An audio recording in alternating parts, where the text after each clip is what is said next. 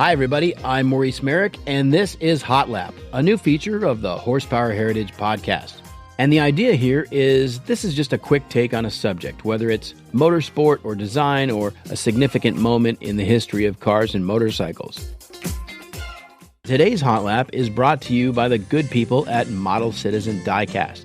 They sell collector-grade scale model cars, and they've got a special deal just for my listeners. You've got to check out some of the stuff they sell from the Amalgam Collection, like this 1967 Porsche 911R or the 1965 Ferrari 250 Le Mans. I mean, the detail is amazing. Really cool stuff.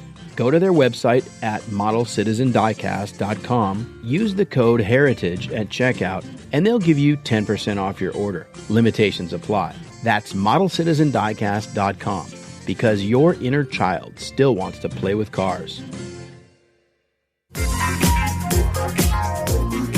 And now let's get to it. Here's today's Hot Lap. Beverly Hills, California.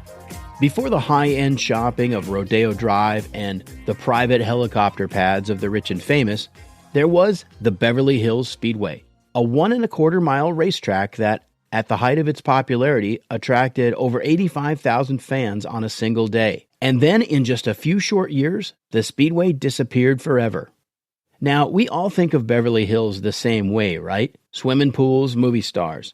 But in 1900, it was just acres and acres of farmland, growing tomatoes and lima beans. About halfway between the city of Los Angeles, population 280,000, and the seaside town of Santa Monica. Some oil men bought the land that year and began to drill, but they mostly came up dry. So they parlayed that venture into a land and water company and started selling real estate, calling the development Beverly Hills. Actually, most of the land there is pretty flat, and for a while it was simply known as Beverly.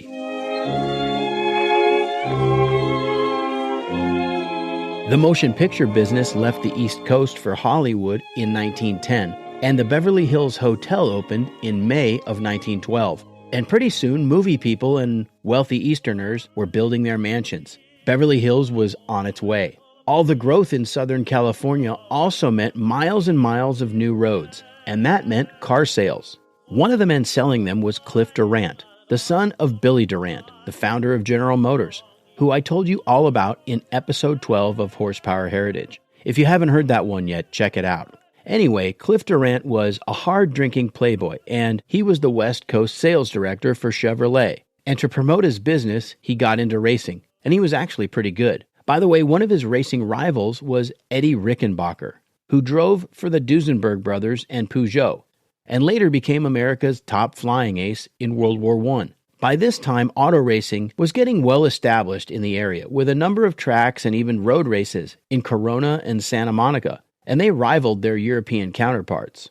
So in 1919, Cliff Durant, along with the movie director Cecil B. DeMille and a handful of other investors, bought some vacant land in Beverly Hills and began construction of the Beverly Hills Speedway on the corner of Santa Monica and Wilshire Boulevards.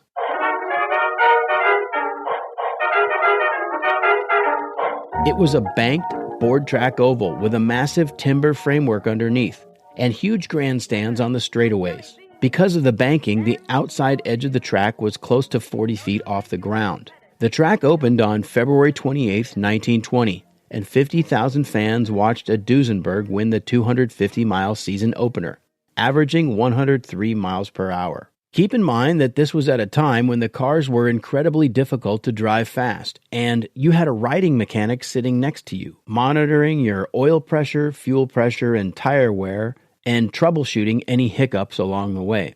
Board tracks were also notoriously dangerous because they were subject to rapid wear under the constant pounding they suffered. Planks would come loose and get launched into the air or get run over and splinter into 1,000 pieces.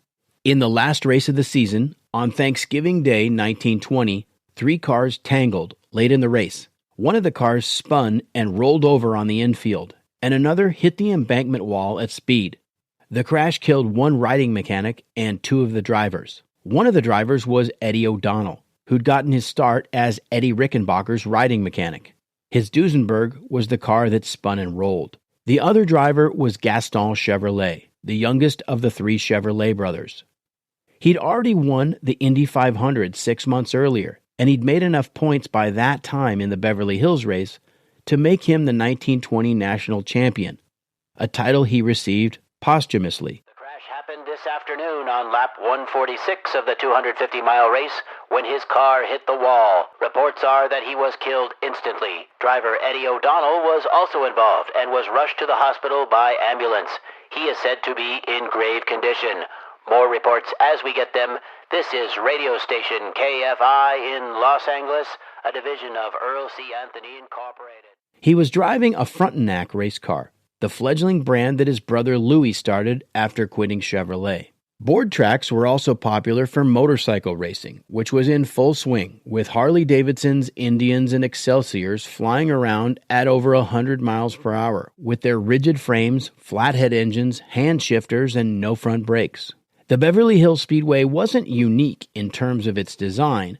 There were plenty of board track speedways all around the country, but the track proved to be faster than Indianapolis, and the advantage of having a wintertime track brought in all the biggest names in racing. The biggest of these was a Los Angeles local, Harry Miller, the greatest American racing car designer of the 20th century.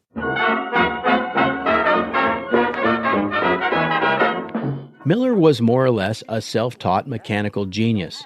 He'd worked for Ransom Olds, the founder of Oldsmobile, but he left Michigan for California in 1906, and he began manufacturing his own design of carburetor. It was a brilliant piece of engineering, and the design was quickly acquired by a bigger firm. Miller then designed a completely new carburetor, which was even better than the last, and he was experimenting with his own aluminum alloys. Soon he was making entire cars with his own four-cylinder engines, using tricks he'd learned from Mercedes-Benz and Peugeot. Twin overhead cams, 4 valves per cylinder, and wet cylinder liners for improved cooling. Miller tested his cars at the Beverly Hills Speedway, and they would dominate American racing for years to come. He incorporated inboard hydraulic brakes and front-wheel drive decades before these technologies became commonplace. On a Tuesday morning in 1922, you could hop on the Pacific Electric streetcar in downtown Los Angeles and ride it about 14 miles to Beverly Hills, then walk over to the Speedway, sit in an empty grandstand, and watch Harry Miller's cars go round and round, making automotive history. It was a magical time. Billy Durant was one of Miller's biggest backers, and he fielded an entire team of his own Durant Miller racing cars in the years after he was forced out of General Motors, and the team ran 7 cars side by side down the boards. But in a few short years, it was all gone. Board tracks cost a fortune to maintain, and their era was gradually coming to a close. The real clincher was that the value of real estate in Beverly Hills soon far exceeded the Speedway's earning potential, and that hastened its demise. And the neighbors weren't very happy about all that noise. On February 24, 1924, the last race was run at the Speedway. The winner was a guy named Harlan Fengler in a Miller, averaging 116.6 miles per hour. Not long afterward, the Speedway was dismantled, and the roar of those Millers and Duesenbergs was replaced by the snorting of bulldozers. In its place rose the Beverly Wilshire Hotel and hundreds of new homes. As for Cliff Durant, the Playboy racer who had started it all, he stayed in Beverly Hills, but his fortunes were ruined by his hard-drinking ways. His first wife divorced him and married Eddie Rickenbacker. Durant Motors failed in 1933, dashing his father's hopes for a comeback. Cliff Durant suffered a fatal heart attack at his Beverly Hills home in 1937, at the age of 46. And that's the story of the Beverly Hills Speedway, a brief but shining moment in American racing history. That does it for this Hot Lap. Horsepower Heritage will be back next week. If you like what you've heard, follow the podcast, tell your friends about it, and don't forget to leave me a 5-star review. Also, check out the website at horsepowerheritage.com. And if you want to get in touch, just click on the contact button there. Until next time, I'm Maurice Merrick. Thanks for listening.